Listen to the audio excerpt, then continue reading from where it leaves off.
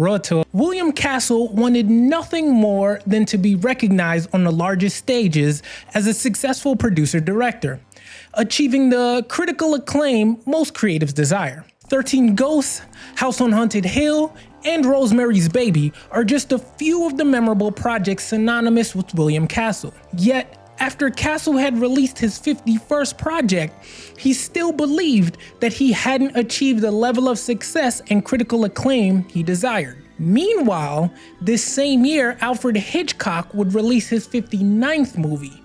This movie would achieve the success and critical acclaim that Castle so deeply desired. The movie Psycho is so iconic that even if you've never seen it, you'd instantly recognize its signature shriek and shadow.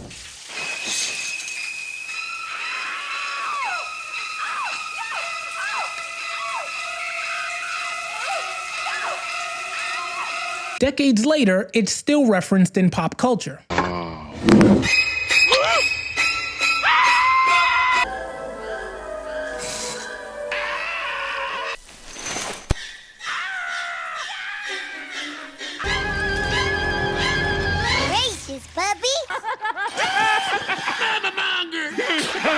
Psycho has continued to generate revenue through merchandise, re-releases, sequels, remakes, and TV shows. Can I get a room? Absolutely.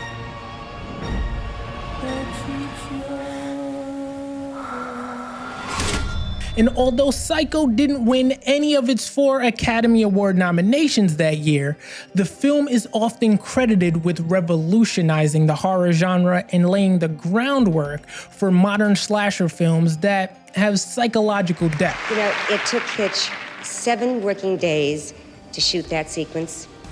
7 days and 70 camera setups to produce just 45 seconds of film. But it's pure film and done by the master.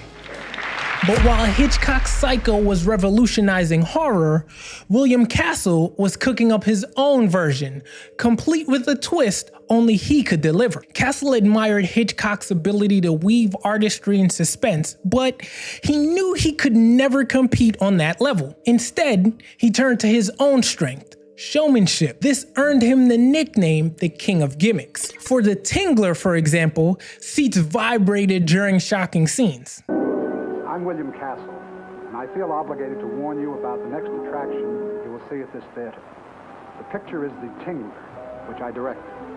And for the first time in motion picture history, members of the audience, including you, will actually play a part in the picture. While in House on Haunted Hill, a skeleton appeared to soar over the audience.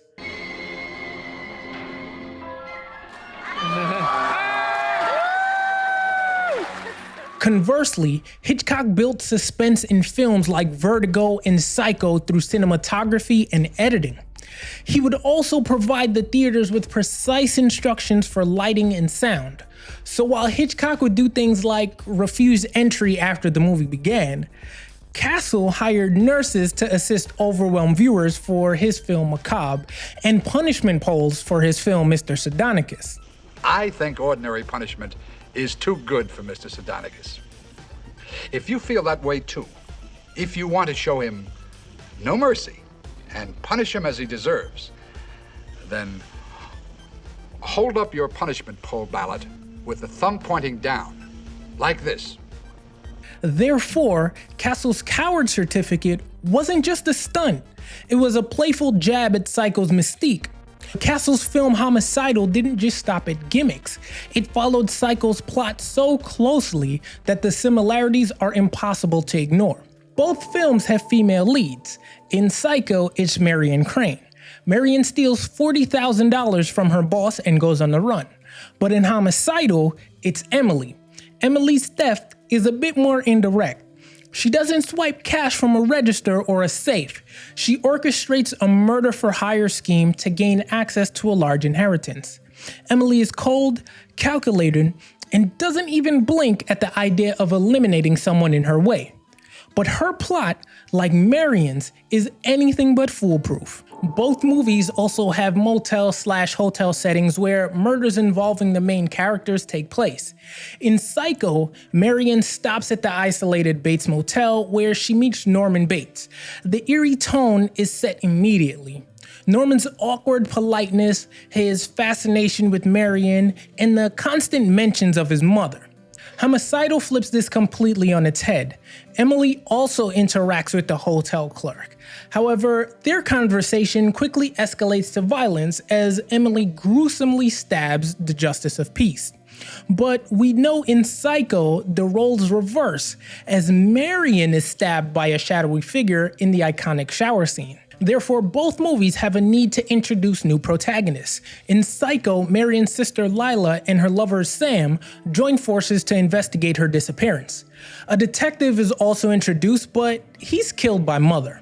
In Homicidal, Miriam becomes the focal point as she unravels the mystery. Miriam's persistence mirrors Lila's role in Psycho. Both women drive the investigation to shocking conclusions, both revealing huge twist endings. Lila discovers Norman's mother is a mummified corpse. Therefore, it is revealed that Norman has a split personality, embodying his mother to commit murders. But in Homicidal, Miriam confronts Emily about inconsistencies in her story. That's when we get the dramatic reveal. Emily's dual identity. The camera lingers on the transformation, emphasizing the shocking physical and psychological duality of the character. The twist, Emily is actually Warren. Now? Warren? Of course, I've always been Warren. He created the Emily persona to carry out a murder and secure an inheritance. This shocking reveal mirrors Psycho's mother twist. But unfortunately for William Castle, Homicidal wouldn't even come close to Psycho's box office numbers. While Psycho grossed an impressive $32 million at the box office, Homicidal brought in just $1.6 million, a fraction of Hitchcock's box office success. Castle's creativity cemented his legacy even if he never matched Hitchcock's box office success. He was lucky though. He avoided legal battles like the one Florence Stoker launched against Nosferatu. Learn how Nosferatu ripped off Dracula and still became a classic in this video right here.